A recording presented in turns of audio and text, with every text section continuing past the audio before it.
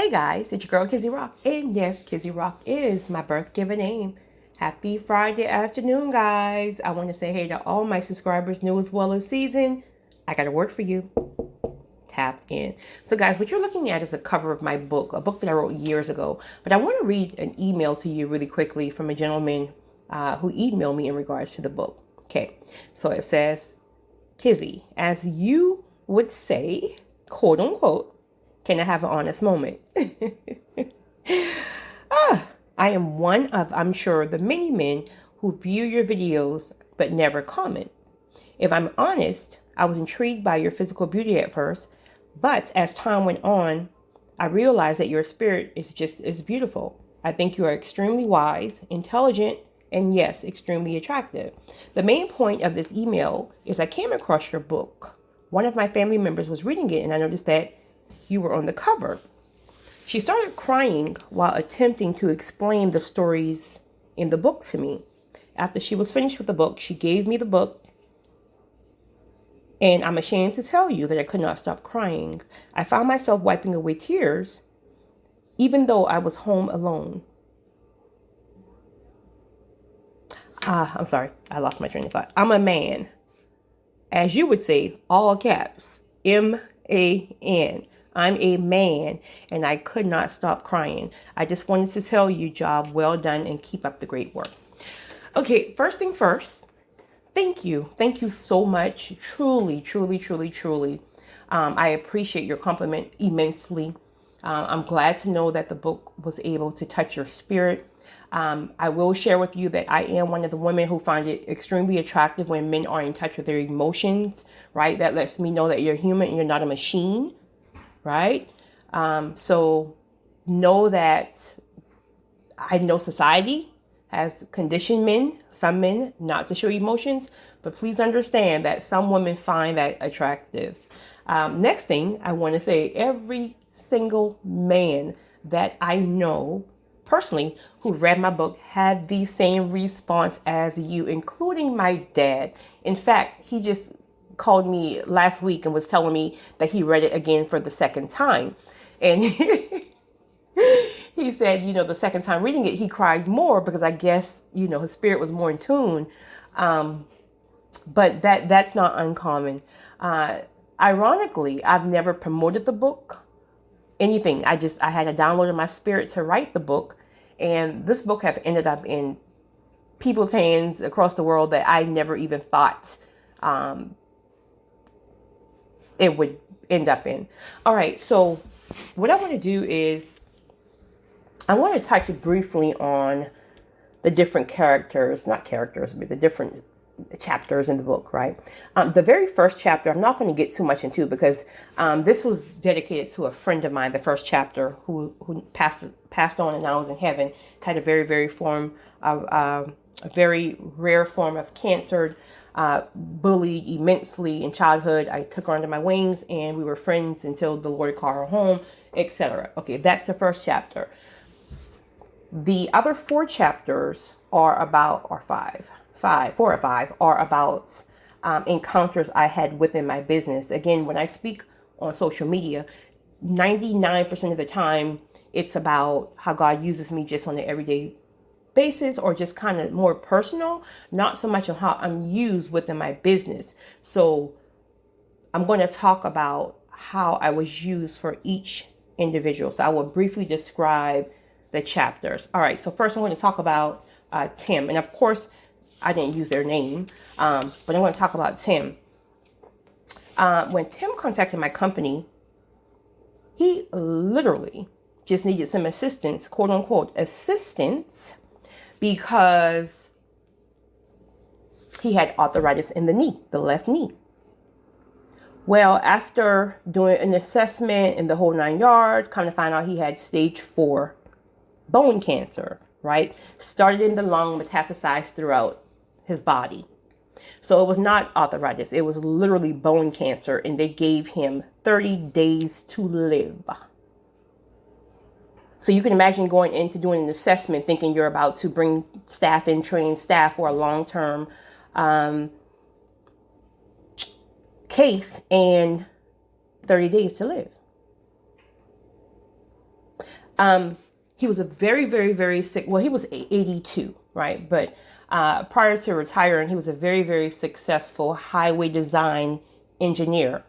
And a lot of times, not with all, of course, but many times with engineers, like they have like a very dry personality. It's like kind of like, everything is just about perspective and just about order and just really.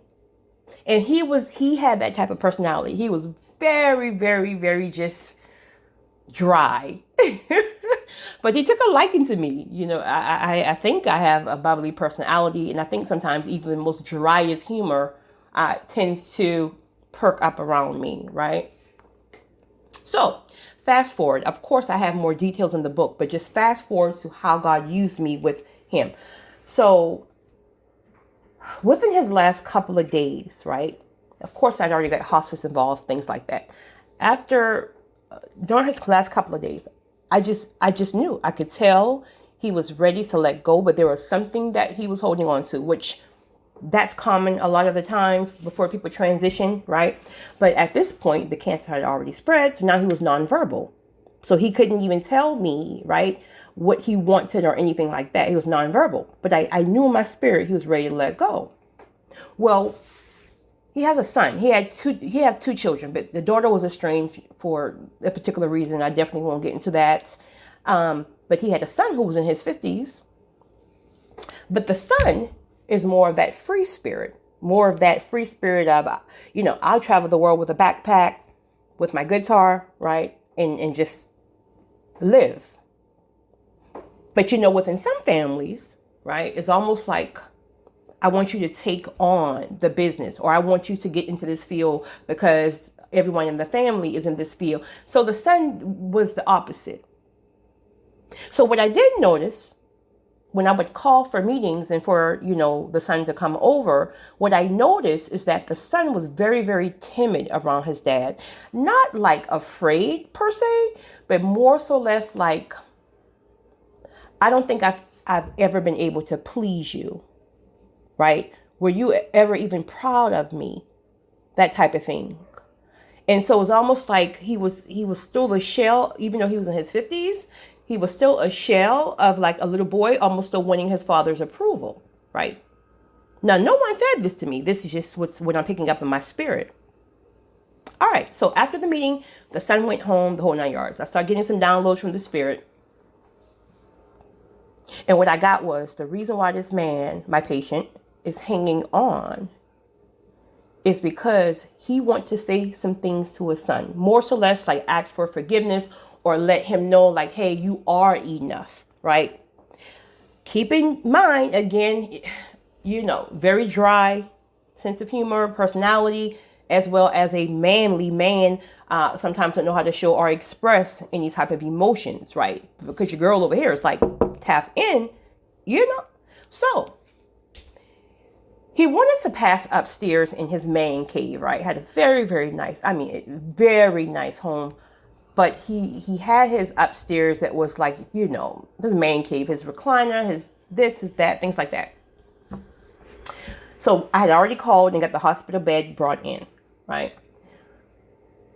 So after the family went home and I'd already sent my staff home and I spent some time with him, and he was pretty much in and out. He was still alert, but in and out. And I said to him, I know you're ready to go, but is there something else you need to be said that you need to say? And he shook his head. He looked at me and shook his head. Yes. Well, of course, I explained to him what I felt it was, and he shook his head. Yes. Again, he was nonverbal, right? So the next day, the son came over. I went downstairs and I said to his son, I said, your father is ready to go. But he needs you to know that you are enough. He needs you to know that even though he's been hard on you, that he does love you and that he apologized if he never allowed you to feel like you were enough. And I said some other things, and the son just looked at me. We were downstairs, like in the sunroom. I was with the son in the sunroom. And he just looked at me in the sense of, but dad is not even talking. So how would you know this? right? Like, how in the world would you even know this is how I'm feeling, right? And he just looked at me, and for the first time of seeing him around his dad, he finally got like this strength to like hold his head up, and rather than keeping his head down, in disapproval, now he's holding his head up, and he looked at me and he said, "But I do forgive him." And I said, "Well, let him know." And he marched up those steps to his dad. And of course, I don't know what they shared, but when he came back down, I knew it was settled. And guess what? Boom. Not even an hour later, he had transitioned to heaven. All right, first story. Next story. And trust me when I tell you, I know I'm telling you the story as it's like smooth sailing, but listen, it's hard. It's extremely hard. Extremely.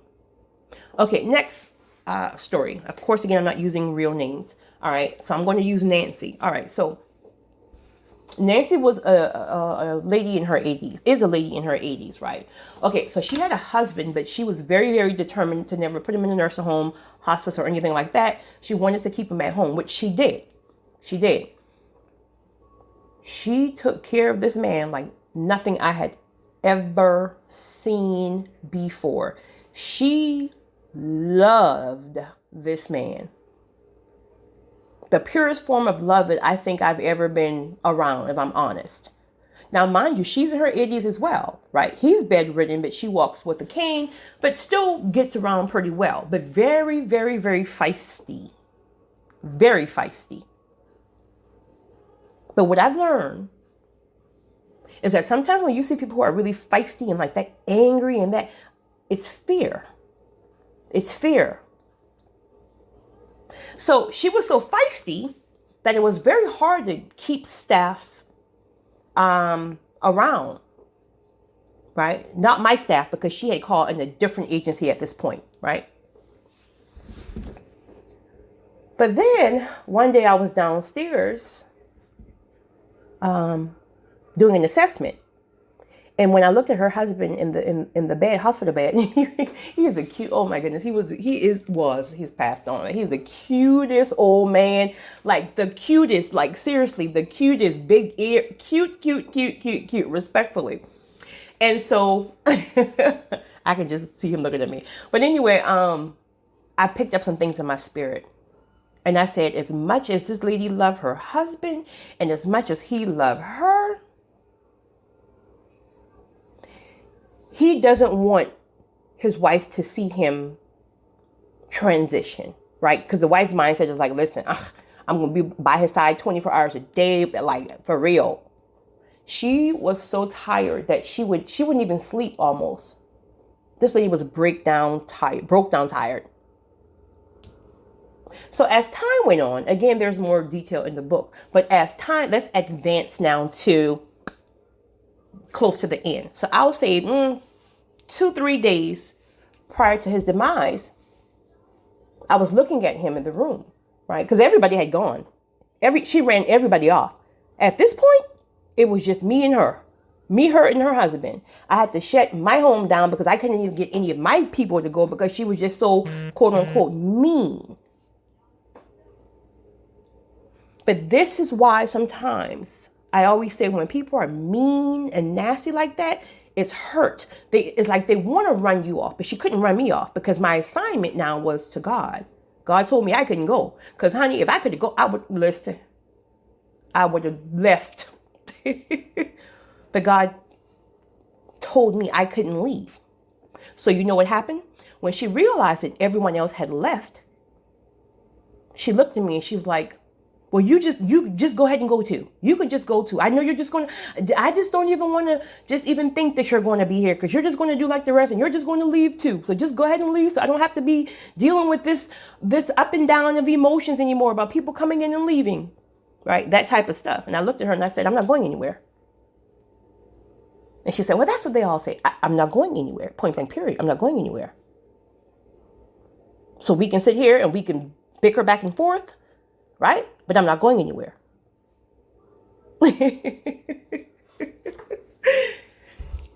And we became like best of friends, tag team type thing. Now, because, she developed obviously that, okay, this one here is true to her word, I can finally go upstairs and get some sleep. And she did. So now that she was able to go upstairs and sleep through the night, that in turn allowed me to have time with him. He was also nonverbal, but very, very much aware and alert. And one night I was watching Family Feud, actually. I was watching Family Feud. And I looked over. He had a hospital bed in the middle of the living room. He would not go to sleep. So I went over to his bed and I looked at him. He smiled. I promise you, he was the cutest. Oh, he smiled. And I said something like, "What you doing up?" or something like that. And the conversation continued. And I said to him, "Are you holding on because you don't want your wife to see you transition?" And this tear just rolled down the left side of his eye.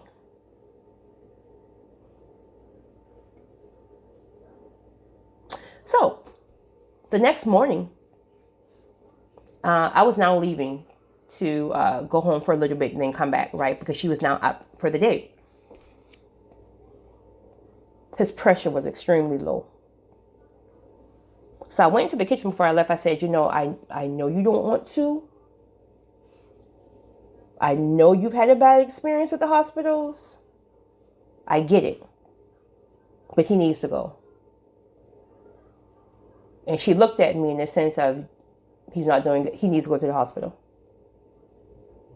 So we called the EMS, got him checked into the hospital. They was like, listen, if he hadn't got here in the last hour or so, there's no way in the world this man would have made it. All right, fast forward, a couple of days go on. She would be to that hospital. Listen, when I tell you 24 hours, half asleep, with her walking cane, that lady loved her husband. You're talking about 2 feeding, 3-4 times per day. You're talking about bed wound. Like, she did it all for him. Because she was too afraid to let anyone else touch him, because he ended up in that condition from being in a nursing home, I think some years ago. So in her mind, if she did it all, right, packing bed wounds, the whole 9 yards, if she did it all, no one can ever mishandle him again. So let's fast forward to the night that he transitioned. So I came in just to check on them both. And when I would walk in the room, her face would always light up when she saw me. Hey, Kissy.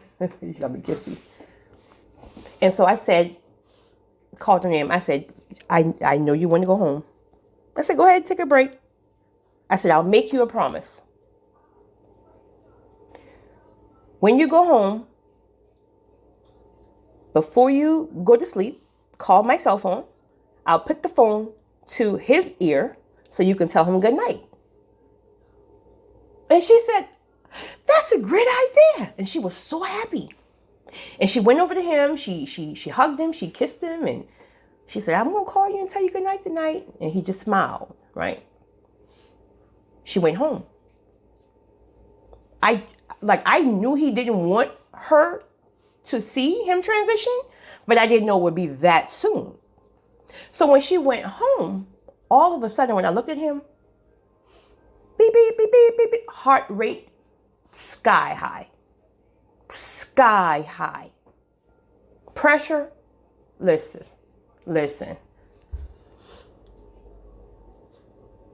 But I made her a promise. I made her a promise that I would call, well, she could call. So she did call, right? We were able to get his pressure down and all, get his heart rate down and all that good stuff. So she called him and I put the phone in his ear and she said, hey, I'm in the house now. I just called to tell you good night, just like I told Kissy I would. She told him this and he smiled.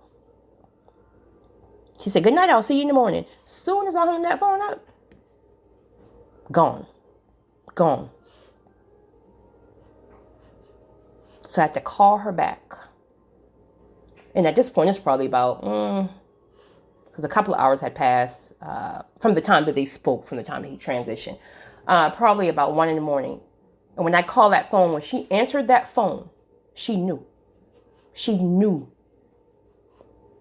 She said, he's going, isn't he? Kizzy, he's going, isn't he? And I called her daughter for her daughter to come bring her down to the hospital. And I never forgot when they got off of that elevator. She was, well, she couldn't run, but you know, like how an older person's like trying to just, she tried her best to run to that room. And of course he was gone, but you know, she was hugging him and things like that. And then, you know, I gave them their time. And then she called me that night and she said, you were right. She said, you were right. She said, if I'm honest with you, I already knew this. He would, she said, he's such of a protective man and have always been over me, the children, my emotions, etc. She said, I know my husband to know he would have not wanted me to see him transit because he knew I would have lost my mind. So you're right. He waited. He waited for that goodnight phone call and he waited to transition when I was not there. And believe it or not, the title of this book, Angel in Disguise, came from how she labeled me, because she gave me that term because I was leaving out. It was just, listen, I needed to get up out of there because it was heavy. And right before I got in the elevator, that's what she said to me. Okay. And she's still doing well, actually. I spoke with her. So it's been some months now. Next thing, Jennifer, which you guys already know, I don't have to even get into details about that. Jennifer is still with me. You know, she's a young lady who had the stroke, ran everybody away except me. She's still with the company, still with me. Actually, she called my phone a little while ago. Next story, Mrs. Elizabeth. Okay, so I had a contract with an assisted living home. So I had several patients within one building. This was in Charlotte, North Carolina. The individual, Mrs. Elizabeth, was not my patient. In fact, I had never even known she existed because she was on the other side of the building. Well, what happened was one of the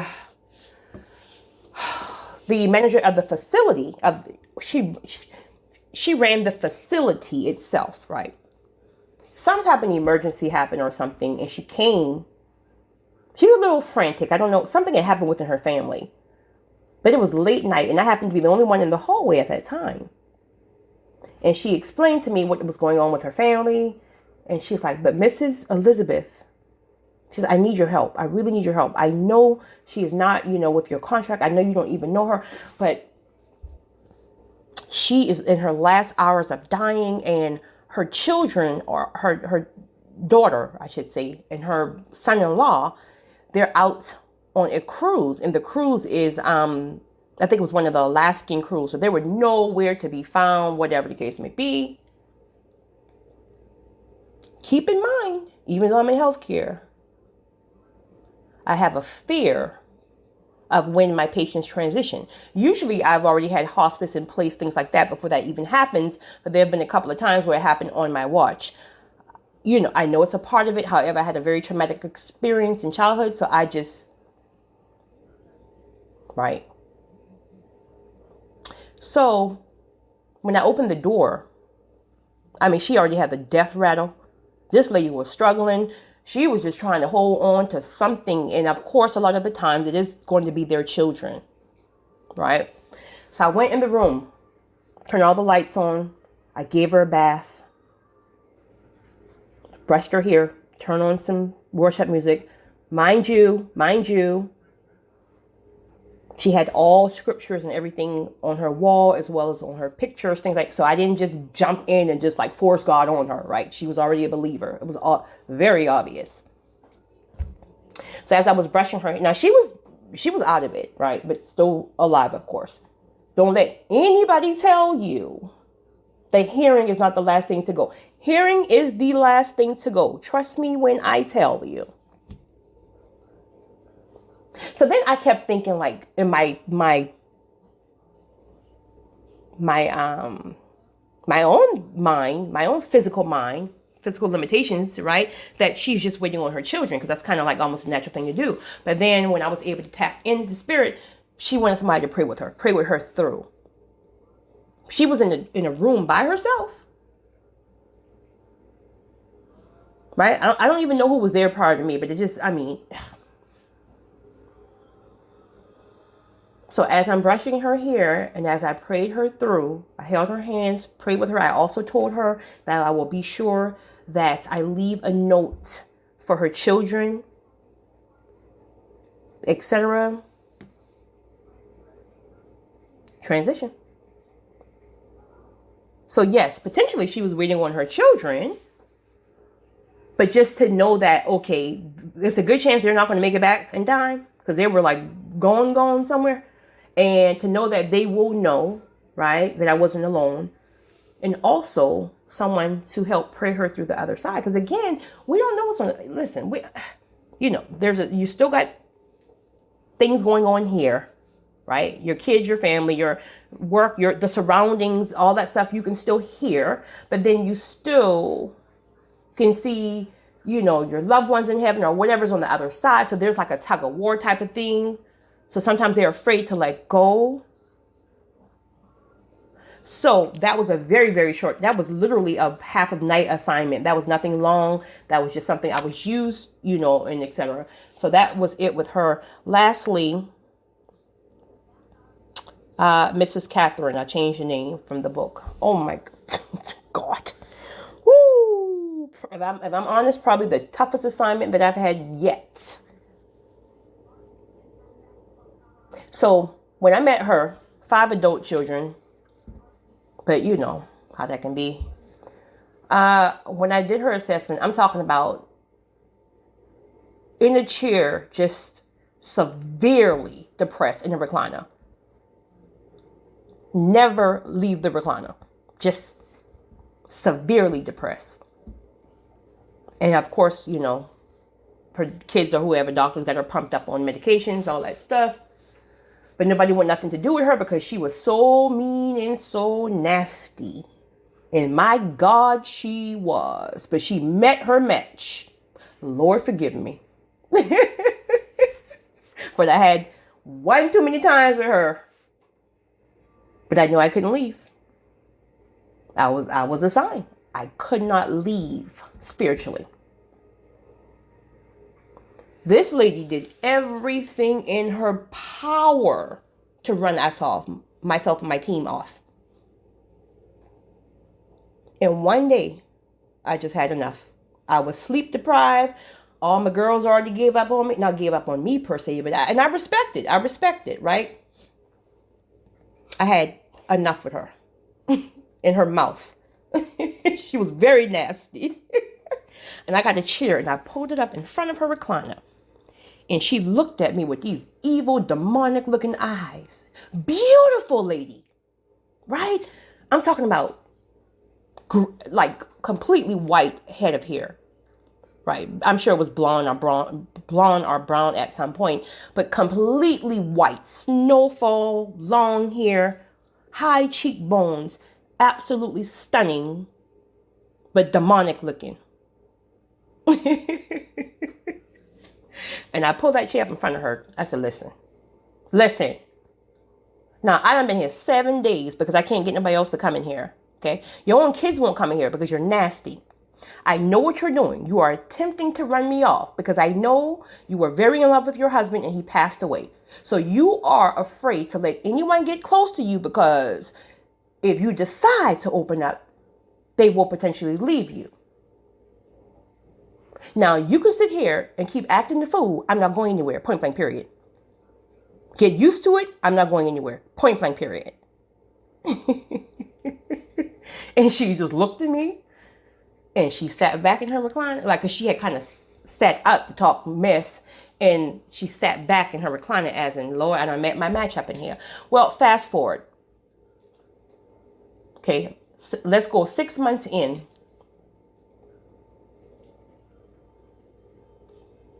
She could not leave my side.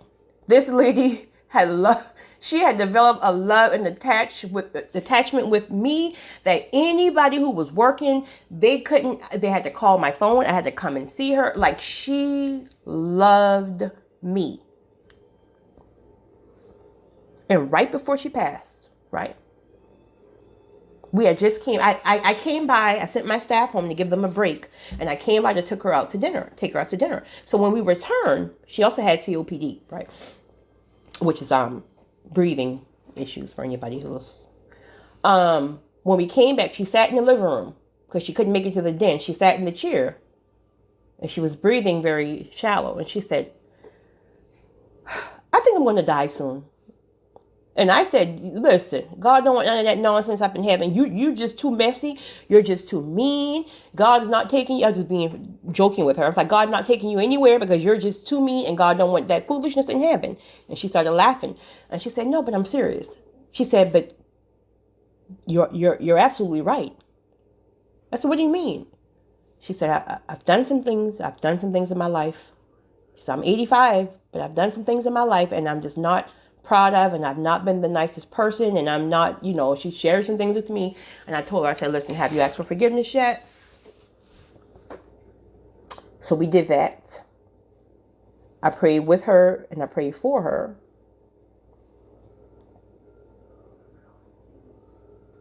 And she was fine. The next night, my staff called me and told me she was, not doing well. So I called hospice immediately to get them involved. Because again, I did not want to deal with another physical death. That's just not my thing. So I got everything in order. Got all the paperwork, everything set up for hospice. Hospice was to start the next day. That night, I sent my staff home because I wanted to stay with her. Because she just, she was a lonely lady. Again, she had ran everybody off, whatever. She was sitting in her recliner. And I looked over at her and she was just she was definitely breathing, but just just reminiscing, looking out the window. So I went over to her and I said, how are you feeling? She's like, oh, I'm fine. I said, you want some ice cream? Which was her favorite thing. But at this point, she had got so weak, she pretty much couldn't feed herself. Right? Or she could, but it just wouldn't have been, So I went to get some ice cream. And when I put that spoon in her mouth, boom. Mouth locked on the spoon. Gone. Just gone. Gone. And my God, my whole spirit was gone almost.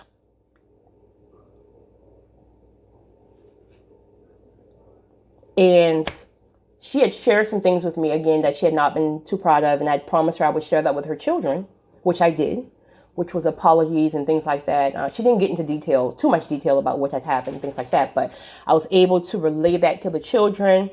And in all honesty, I could see a relief off of them, right? Knowing that, wow, she finally apologized, or she did feel guilty about this or that, or whatever the case may be. And, I actually hear from them every blue moon now as well. So that wraps the book up in a nutshell. But of course, the stories are more in detail because it's a book per se. But that is how God uses me sometimes within my business. You guys have a great one. It's your girl, Kizzy Rock.